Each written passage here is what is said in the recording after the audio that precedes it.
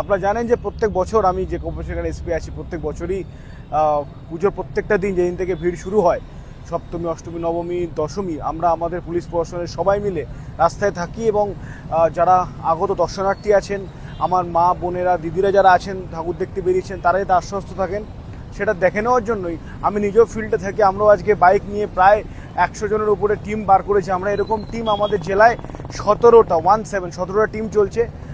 আপনাকে জানাচ্ছি যে আমি এরপরে এখান থেকে ডাইরেক্টলি খড়গপুর যাব এবং ওখানে যে অলরেডি টিমটা মুভ করছে তার সাথে আমরা জয়েন করব।